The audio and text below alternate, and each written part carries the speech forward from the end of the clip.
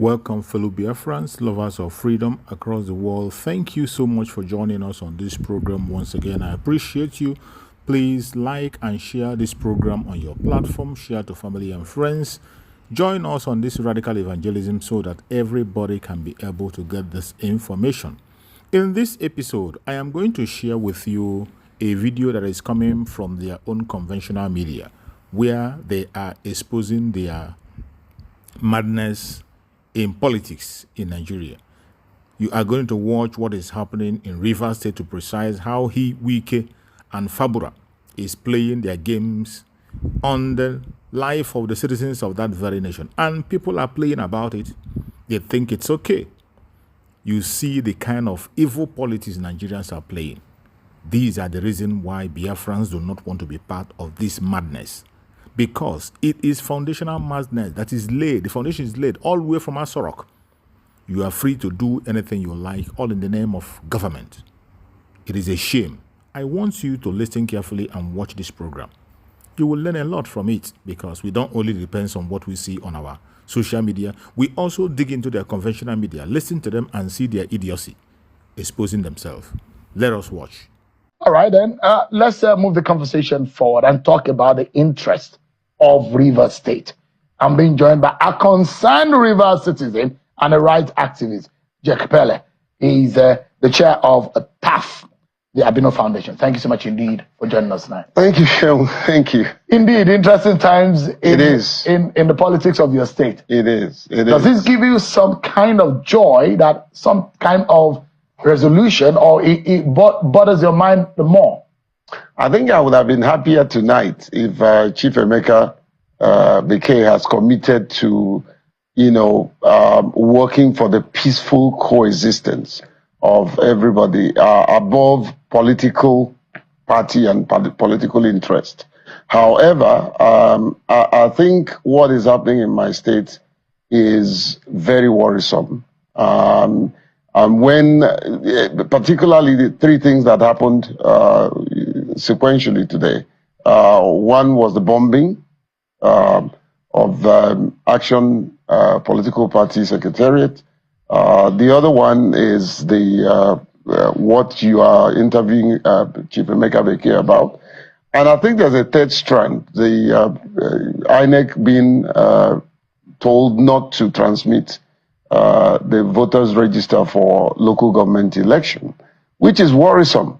My thinking was anyone who is standing for democracy will not stop that process, and for all of this that are playing out in Rivers State, Shehu is very, very worrisome. And I want to use this opportunity to thank both yourself and your channel for being very patriotic and dedicated in promoting political news around not only the country but globally. So it's worrisome, and I pray that these gladiators who are causing political pain around the state will have a change of heart, and go for the peaceful coexistence of the state, There seems to be a tripod here. And they say act of something, but I don't want to say that, use that word here. But the tripod seems to have where we have what could possibly help the politics, the politics of Rivers State to move forward. Not talking about the internal politics or the politicking, but the body politics, which involves the personality citizens and their relationship with the state. And these personalities, their roles are going to be critical in how Rivers State move forward. Yinsom Wike, Minister of City, Rotima Amechi, former governor, and the governor himself, Siminalayi Fubara. Yeah. Do you see any possibility, or who do you think that can actually sit these three personalities? Well, there will be those who will say, maybe Rotimi Amechi does not have a role to play here, but maybe a Nyesom Wike and a Fubara will have a role to play in sitting at the table and resolving this matter. We understand that President Tinubu had tried to intervene, but it doesn't look like that intervention has yielded a lasting result. But what do you understand your state better? Yes, yeah. Why this complication? Unfortunately so. And the three people you mentioned are responsible for what is going on.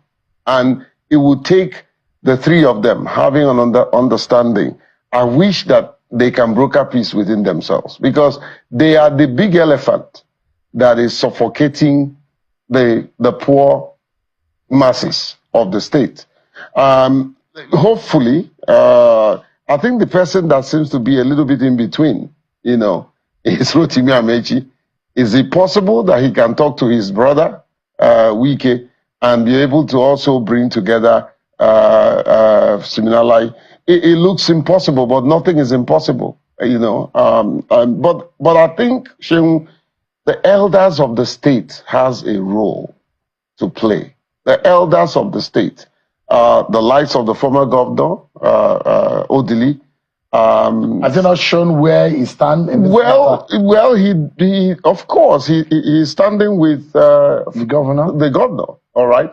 And he used to be very close to. However, he has. Wike was one time working with him. He has the pedigree. He has the moral authority to bring all of. I believe that if somebody like Odili calls Wike, something in me tells me that he might respond, Of course, Siminalai is like a son to him, His daughter is a commissioner for health, So there's no way. I think he has the pedigree to bring. But I also hear that in some quarters, deep within the political cycle, that Governor Fubara has said, Nyesom Wike is his political father. And it bothers him if he goes to the public to speak ill of him, and that he finds it difficult to talk down on the person, and the fact that Siminalai Fubara attributes to Nyesom Wike as a person who made him politically speaks volume, isn't it? Yeah. And in that sense, what do you think will be the antidote to what has really been the disease plaguing the state politics? I've heard this thing times without number. It's up to Fubara what he wants to do, all right? But I've heard this thing times without numbers about him being made by Wike. Sheung, let's go down memory lane. Wike was made by Odili. Wike became a local government chairman. Wike, somebody made him. Wike became chief of staff. Rotimi made him. Wike became minister. Jonathan made him. He became governor. Jonathan made him. He became FCT minister. President Bola Tinubu made him. There is no way. Look at you. John can attribute to the fact that he made you, because he gave you a chance. Somebody will always give you a chance. That does not mean that you will want to suffocate the person you gave a chance. Is that what is happening? That's exactly because what is happening. It does look like there's a whole lot that is happening between the two men that is not really. I don't care what happens. I don't care what happened. The point is, there's this impression that I made you governor. If the likes of Jonathan had pushed him the way he's pushing Siminalai, if the likes of Rotimi Amechi had pushed him the way he will react. Could it be possible? There's a level to which you can push an individual. Is it possible? Because, we are not God, we are not omnipresent and omniscient. Yeah. So we may not be able to know, because if two people meet, the reason why Nyesom Wike made Fubara against all odds, and he fought a lot of forces in his party, making Fubara the candidate of the PDP. And a lot of people, you remember, left Wike because Fubara got a ticket. Maybe we are not privy to the fact that there may be an understanding, gentleman agreement between both of them, which at the end of the day, this is what really plagues the relationship between former governor and incoming governor. Because at the end of the month down the line, they disagree. And there are those who say, look, there are always gentleman agreement between both parties. And when one falters, that is where the trouble starts from. Well, could it be that Fubara had faltered or Wike is overbearing? Don't you think? In a balanced view, both of them have issue to sort out. But I can tell you, the onus is more on Wike because he's been overtly overbearing. There's a level to from what you see, from what I see. But between both let of them, let me also, in the spirit of transparency, say that one, I'm from Mopopo. Two, I've had meeting with Siminalai. I've discussed with Siminalai. But you've not had meetings with No, because I don't have access to him. However, Shehu, and I want to be very honest, this is a national television. The person I spoke with, Siminalai doesn't have anything really bitter to say. He couldn't talk, he couldn't tell me anything. You know? Against Wike? Yes. I had an hour, 10 minutes meeting with him. He did not open his mouth to abuse Wike, not 1 minute. Not 1 minute. You understand? So, you know, but for me, there's a level to which you can push me. If you push me to the wall, I'm going to react. But let's look at what do you think the development of today would turn for the politics of Rivers State? Very bad.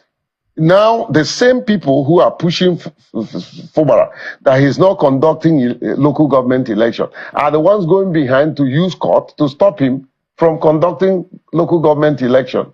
Who is more undemocratic? The forces behind that action are more undemocratic. And with the way things are playing out, you cannot but blame the pro-Wike group. There is something that Chief Emeka Beke said, which is totally unconstitutional. You know, he said, he's waiting to welcome the 25, 27 assembly members to come to APC. That is totally aberration of the Constitution. You are a lawyer, I'm not a lawyer, but I know a little to know that is unconstitutional because those guys haven't said that they have left PDP, moved to APC. Now, they are also saying they haven't left. Who do we believe? Seems to be a very it's a melodrama. Is it possible that it does look like your state needs a town hall? Where all the elders, because from where I come from, they said elders cannot be in the marketplace and the head of an infant is torn. They will advise the mother who is backing the baby on the right way to put the head of the child. You know, the head of the head of the baby, which is Rivers State, is turning. And there are elders in the marketplace and they are not speaking up. Where do we go on the final note? Where do we go from here? We need to toe the line of peace. I have used this platform several times to call on the likes of Bishop Kuka. You know, they are always promoting peace, political peace, right? This is a political issue. They need to step in. Are you telling me that if the president calls the likes of Gowon and Kuka and the former head of states, Abdul Salam, and tell them, please help me resolve this issue, it will be resolved? It appears to me that certain group are benefiting from the crisis. So they don't want it resolved. All right. But you can do that much, but God has the final say. All right. You know? Jack Pele is the chief, the executive director of South Africa. Thank you so much. And of course, on this platform, he is a concerned Rivers citizen. Thank you so much indeed for Thank you, Shehu. Thank you. Thank you for all you do, my brother. Thank you so much. Appreciate it.